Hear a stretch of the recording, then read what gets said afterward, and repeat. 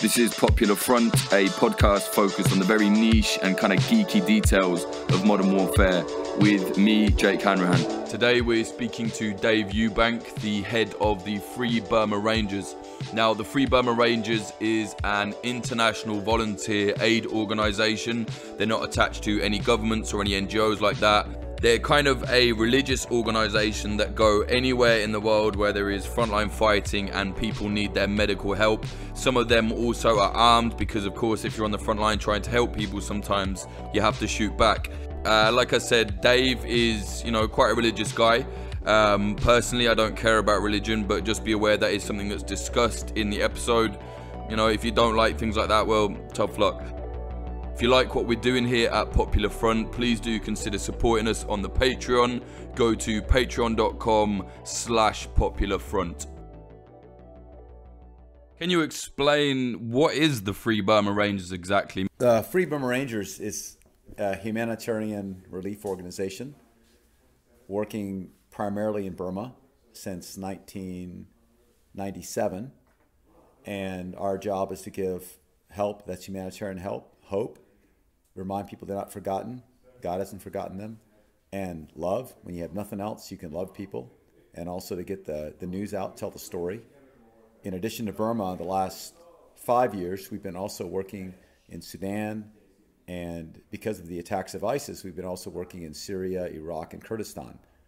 We are not a religious organization. We have people who are Buddhist, Muslim, Christians, agnostics, atheists, spirit worshipers, Yazidi, all kinds. I myself am someone who tries to follow Jesus. I'm a Christian. But we have only 3 rules to be an FBR, regardless of your sex or religion or ethnicity, and that is you can't run if people can't run. You have to stand with them. And second, you have to do it for love. We don't pay the teams. And then third, you have to be literate in at least one language so you can do good medicine and good reporting. Right. And you started it, is that correct? Well, myself and a medic from Karen State, Burma named Ilya, and my wife, we started it not really knowing we're starting anything, just responding to a major offensive by the Burma Army in 1997 that displaced hundreds of thousands of people.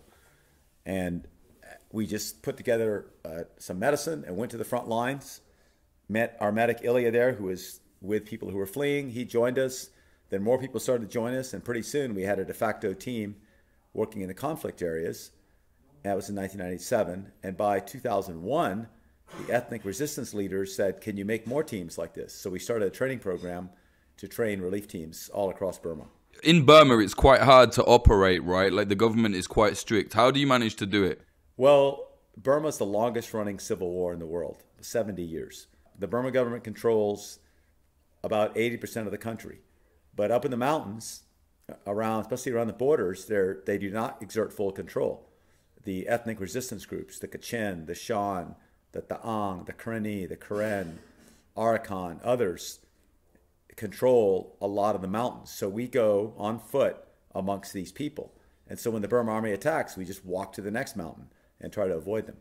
But yes, if we get caught with the Burma Army, you're going to be killed or imprisoned. So you guys are taking a big risk. Well, we're taking a risk, and because we think it's worth it to help people.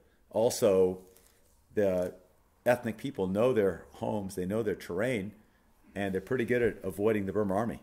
Right, and what kind of training do you provide to people that want to join the Free Burma Rangers? We give medical training, and that's minor surgery, first aid, and we give dental training, some basic dental training, extractions.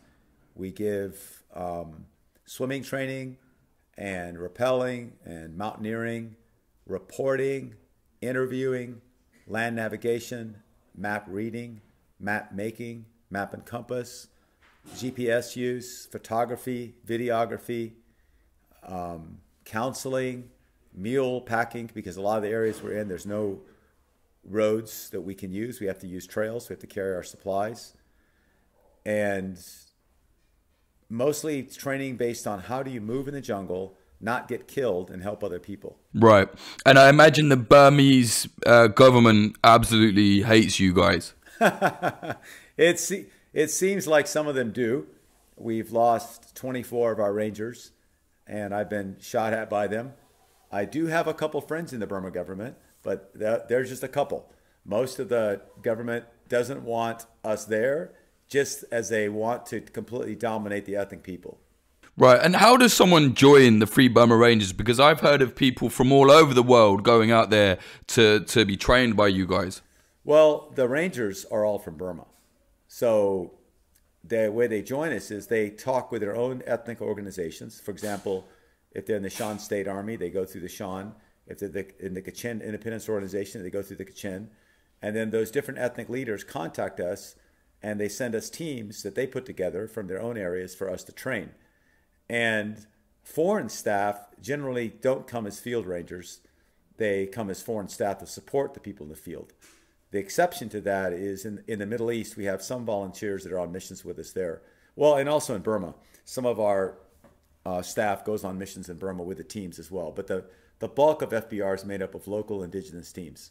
Just to be clear, you guys don't deal with any weapons or arms or anything like that?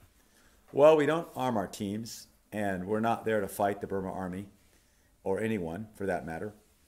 Our job is to help people. However, we're not pacifists, and we have a rule: you can't run if people can't run. And so you can't attack people, but if that point when people can't run and you're with them, if you have a weapon or find a weapon, you can use it. That's between you and God. Self-defense. Yes.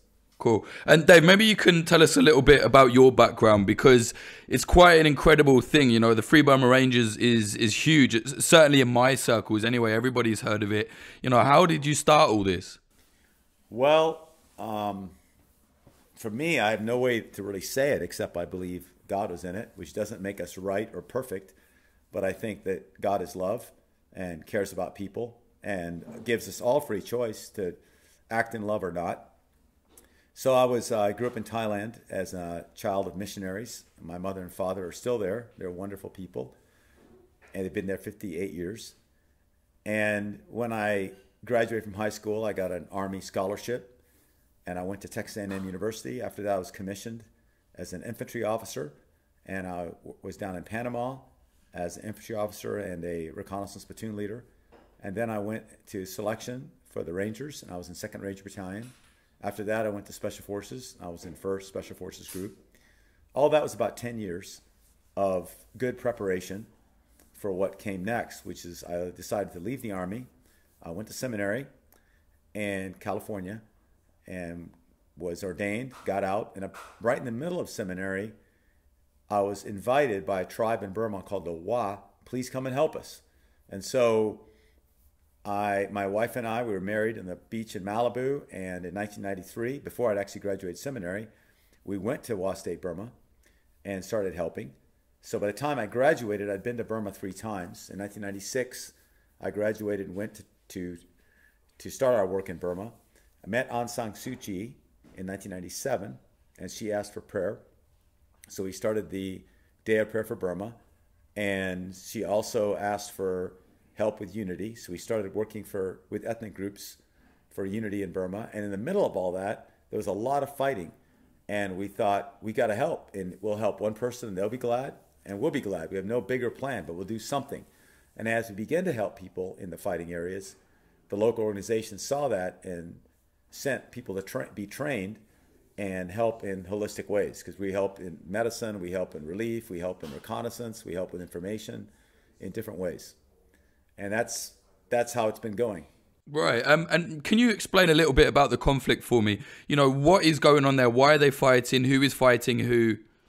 Well, Burma was an ancient kingdom of Burmans, who are the majority group. But before the Burmans controlled Burma, there were other ethnic groups there, the Karen, the Shan, the Mon, and they lived in the mountains or the different parts of the plains. The Burman people came in later, and they came in large numbers, and they became the dominant force. And the Burmese kings controlled most of Burma, but they never controlled all of it until they ran into the British Empire that controlled India. And in 3 wars against the British, the Burmans lost, and Burma became a colony of England, which the ethnic people liked a lot because it kept the Burmans from attacking the ethnic people. But the Burmans, of course, didn't like it as much. And so when World War II broke out, the Burman majority joined the Japanese to kick the British out, and the ethnics sided with the British to fight the Japanese and the Burmans. When the World War II was over and the Japanese lost, England granted independence to Burma. And as soon as Burma got independence, the Burman majority turned on the ethnic groups and said, "Hey, you back the other side. We're going to make you pay, and you're going to be under us." So from 1949 to present, there's been civil war in Burma as the Burma army attacks its own people. And the dictators in Burma not only have attacked the ethnic peoples, they've attacked their own people.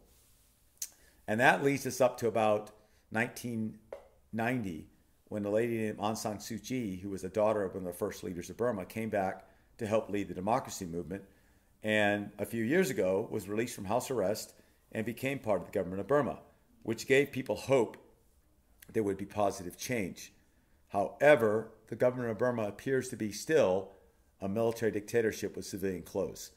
And so the conflict goes on in Burma. Right now, if you look at it, over 1 million have been internally displaced. The Burma army continues their fighting against the Kachin and the Shan and the Taang in the north. They are breaking the ceasefire in the eastern part of Burma in Karen and Karenni states. In western Burma, there's fighting flaring up now between the Arakan and the Burman army, as the Arakan have 16,000 displaced recently. And then the biggest displacement, which has made international headlines, has been the last 3 years where the Burma army has driven 750,000 Muslim Rohingya people from Burma to Bangladesh, adding to the over 300,000 already there. That's 1 million internally displaced of the Rohingya alone. So central Burma is peaceful, and you can do business and you can be a tourist and have a good time. You won't hear a shot fired. But the periphery is at war. Right. And how successful are the militant groups that are fighting the government there? Well, they've been successful enough not to be completely destroyed, but they're much weaker than the government, and none of them have big outside support. You spoke about the situation there with the the Rohingya. Were the Free Burma Rangers there to help? I know it was obviously a really difficult situation. Well, it's our weakest area of help, but yes, we have been working with the Rohingya for the last 2 years and supported a very small Rohingya team to go back and help their own people in Arakan State, Burma. And so we have an ongoing mission to help the Rohingya, as well as Arakan, which are also being attacked in Arakan State, the same state. But our efforts there are quite small. Right. And what was that? I mean, I know there's a lot of, various different information coming here, there and everywhere, but it seemed to me as if that was just, Myanmar or the Burmese army, whatever you want to call it, just chasing everybody out just because they're Muslims, right? Or was it something else? Well, I think that's the main reason. I think that there's great prejudice against Muslims in Burma, and also the Muslim population is growing at a much higher rate than the Buddhist population, and that's perceived as a threat by the majority Buddhist government. And they are concerned that there'll be some kind of Muslim insurgency. They're concerned that Muslims will take over more and more land, and they want them out. The horrible situation there. And can you tell us a bit about the Free Burma Rangers outside of Burma, right? You've got a lot going on in the Middle East, as you mentioned earlier. Maybe you can expand on what you're doing there a little bit for us. Well, since February 2015, we've been involved in Kurdistan and Iraq, helping the Peshmerga, that's the Kurdish military, as well as the Iraqi army as they fought against ISIS, and helping civilians as they've broken free from ISIS. We provide medical care, food, clothing, shelter. And in between all that, we've also been going to Syria. And in Kurdistan, we were with the Kurds until they liberated their area completely from ISIS, and that occurred in 2016, the end of October. At that point, the middle of November 2016, ISIS was driven out of Kurdistan. At that point, we were invited to help the Iraqis, which we did in the Battle of Mosul, on and off from mid-October until the end of the Battle of Mosul, July. We actually left in the end of June. But we were with the Iraqis, the Battle of Mosul, helping the Iraqi soldiers, giving them medical care, moving on the attack with them to help civilians that were liberated. And then in between that, we did a few missions to Syria. But most recently, we were in Syria at the very end of the physical part of the caliphate, February and March this year, 2019, in Bagus, where we worked in partnership. The Kurdish regional government gave us access from Kurdistan, which we were very grateful for. And then we worked in partnership with the Syrian Democratic Forces, joint Kurdish, Arab, Christian, Yazidi force that was fighting ISIS. We worked with them to provide medical care for the SDF soldiers who were wounded in Bagus, outside of Bagus, as well as giving food and medical treatment to ISIS civilians. That's women and children who were fleeing this last stronghold of ISIS. And the SDF have completely defeated ISIS in that stronghold. ISIS has lost any physical control over Syria. However, there are still ISIS cells all over northeast Syria. And almost once a week, there's an ambush or an IED or some kind of attack by ISIS. So while the physical caliphate has fallen, and we were there as part of that, ISIS is not completely defeated in Syria. No, absolutely not. Territorially, sure, but like you said, there's guerrilla cells everywhere. Dave, how do you fund all this? Because this sounds like a massive operation. How do you get money to do this? Because, you know, I know for one, even just traveling in the Middle East is expensive. You're right. Well, yeah, I pray and I say this prayer: Lord Jesus, if you want us here, please give us money. Please give us people who want to support this. And we don't solicit funds. We don't ask for funds. But if someone says, do you need money? Do you need money for this or that? We say, yes, we'll take it. And our funding comes mostly from individuals all over the world, mostly the U.S. and Europe, but also from churches, mostly in the U.S., but also in Europe, as well as other parts of the world. So it's individuals and churches that fund it. Wow. And how do you get into these places, you know? How do you just turn up in Kurdistan and go, hey, we're coming to help? But aren't these people like, hang on, who are you? Yes, they want to know who you are. But I've been very surprised and humbled, and I'm very grateful for the open arms with which the Kurds received us in Kurdistan when we first came. And I was talking to one of the Kurdish leaders today, and I said, you know, we're so small. He said, Dave, all of us are small. We're like a grain of rice. And one grain of rice by itself isn't much. But if you get a bunch together, you have a big pot, and you can cook a lot and eat a lot. And the same in the world. The more of us that can do things together, the more great things we can do. And so they welcomed us. And when we were in the Battle of Mosul, the Iraqi general said, who sent you to help me? I said, God sent us. And he goes, huh. He said, I've been praying to God to save my country from ISIS. And look what God sent me. The worst two things, an American Christian. And we became, he's a Muslim general, Iraqi. And we became very close friends. So I remember at the very end of the Battle of Mosul, he said, go back and tell America, we love your people. Please love us. Thank you for showing us what it means to follow Jesus. And so I have great love and respect for him. I have many Iraqi friends, Muslim friends, and they've just been very warm and open. And so we've come with whatever we have. And, you know, I remember meeting people in the front lines, and I said, I've got 6 vehicles, 3 armored, and an ambulance. My family's here. I've got 4 medics. I've got this much money. It's all yours. How do you want to use it? And I think people respond to that. If you're sincere, if you have some expertise, if you're willing to give everything, you're committed to stay, you're not asking them if it's safe or not. You're saying, we're here to help you. How do you want help? That's something I've seen actually in footage. I've seen Free Burma Rangers, and there was a guy actually like having to engage with ISIS, you know, with a firearm, fighting and saving a child and the father, you know, and it's this incredible footage. And it really struck me like, you guys, you're not bothered about that, right? You're very happy to be in the thick of it, if you know what I mean. Not like you're chasing the war, but it's like you do what you do and that's it. Yeah, we're happy to be in the thick of it. That's a very accurate expression. But then as soon as it's the thick of it, we're scared. And you're like, man, that's pretty thick. And when that time where we were behind this tank and some of my team are shooting at ISIS to cover fire for me to go rescue this kid, I was very scared because I knew Now I'm running into the open, and there's a lot of dead people here for a reason. I'm going to be dead next. And this is very foolish. But I thought, there's that kid.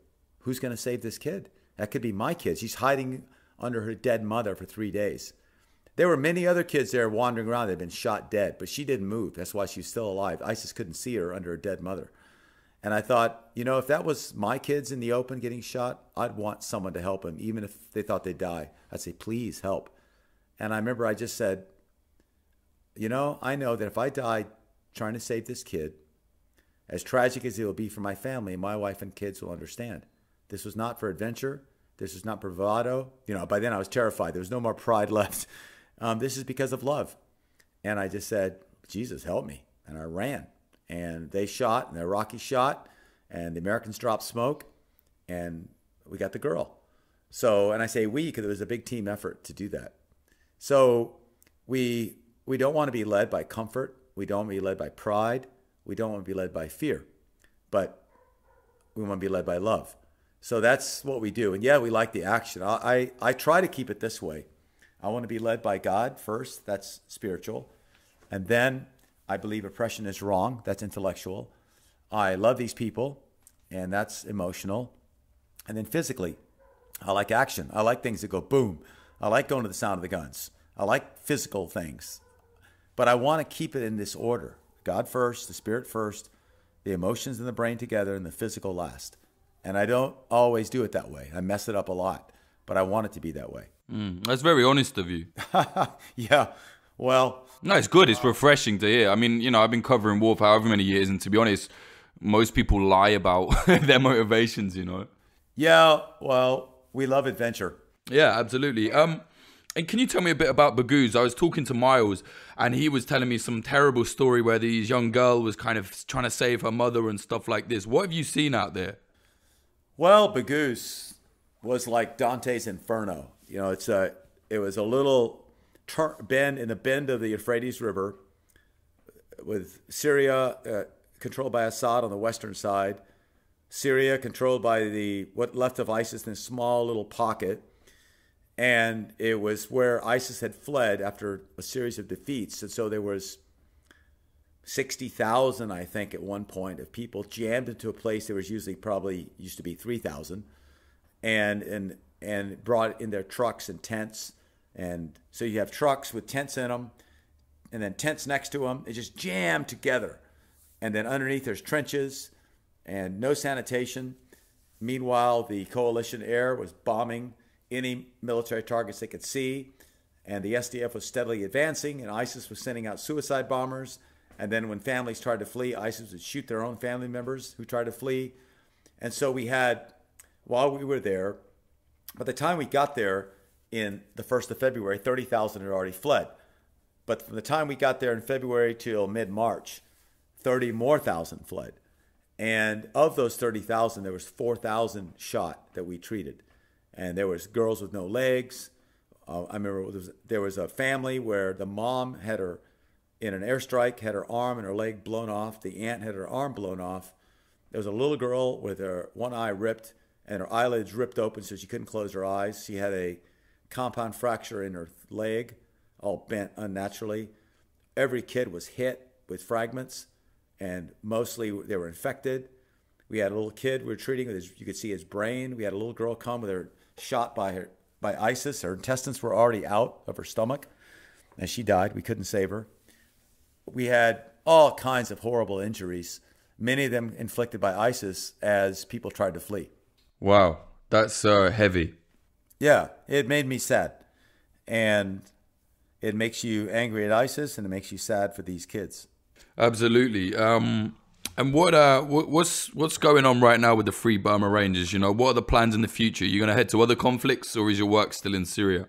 Well, our main effort is Burma. We've got, depending on the year, we got 80 to 90 teams. These are small 5-person teams working constantly in Burma. That's our main thing. That's where we do our training and where our biggest efforts are.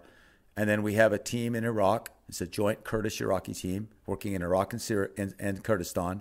And we have a very small team in Syria. And so what we do is we take some of our more experienced team members from Burma and medics, and we bring them over, let's say 10 to 20 of us, and we join our Iraqi team and we work here, or in this case, we'll be going back to Syria soon, and we'll go with 20 to 30 people and a few vehicles to provide immediate medical care wherever needed. We're not sure what this next mission will look like. We're going to go to the SDF and say, we're here to help you again. We can help at any remaining frontline areas. There's hardly any of that left. It's just a lot of little ambushes. We also, when there's peace and there's not shooting, we have other kinds of programs. We do programs for kids. My wife leads a program for health, hygiene, emotional and spiritual health for women and children. We do that. We build playgrounds. We put in 6 playgrounds in Syria, 8 playgrounds in Iraq, and all at places that ISIS used to control, like Mosul or Faisalia or Raqqa, the capital of ISIS. We put a playground there, 2 in Tabqa, 1 in Deir ez-Zor, 1 in Kobani. And so we'll do that in between going back and forth to Burma. We're not doing it alone. I mean, it's our teams, it's people who pray for us, it's people who send money to support us. It's the local governments and organizations. You know, here it's the regional government of Kurdistan, and in Iraq it's the Iraqi government that helps us. It gives us access and permission to do this work in the middle of the Battle of Mosul. The Iraqi army gave us trucks to move food in. They gave us Humvees to use. In Syria, it's the Syrian Democratic Forces that have been very helpful to us to enable us to move around. And also, they really demonstrated their own mercy to ISIS. These are ISIS that had slaughtered them without mercy. And now that the SDF had captured ISIS, they were treating them humanely. And so we're doing this, you know, really in the hands of other people and on their shoulders. But I'm very grateful we can have a part of it. Right, and I'm sure it's difficult to estimate, or maybe you don't want to say, but can you give us an idea roughly of how many people comprise, you know, the Free Burma Rangers? How many people are working with you guys? And I don't mean like on the, you know, like locals. I mean actually part of the Free Burma Rangers or what have you. Well, in Burma, it fluctuates between 350 to 400 rangers in 80 to 90 different teams. And we have a staff of about 40 foreign volunteers. And then in Iraq, we've got 2 families comprise the team.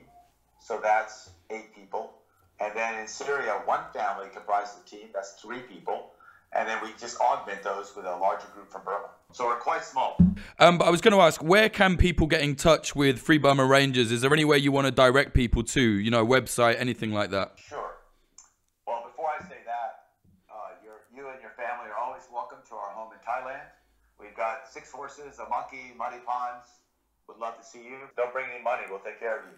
And if you want to run around Burma or somewhere, you're welcome. And in terms of getting in touch with us, our website is www.freeburmarangers.org. And you can find out more there.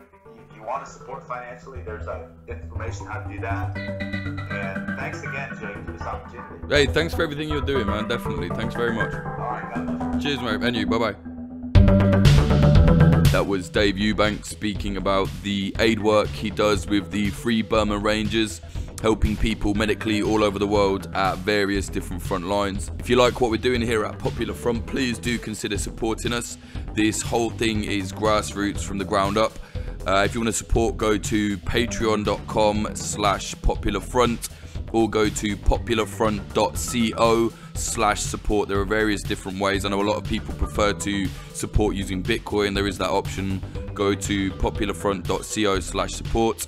Also, consider subscribing to our YouTube. We're having a lot of problems right now. YouTube, for no reason whatsoever, has decided to demonetize the whole channel before I even applied for it.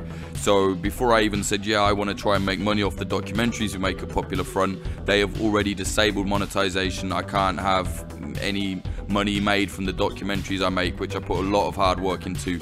They didn't really give me any reason why. You know, they said, oh, there's violent content. I said, yeah, well, you know, Sky News, BBC News, Vice News, all of those people make money on YouTube, and they have much more violent content, you know, because they do a lot more conflict reporting, because they have all the money, and they won't reply. They won't even get back to me. They've ignored me the whole time. So there you go.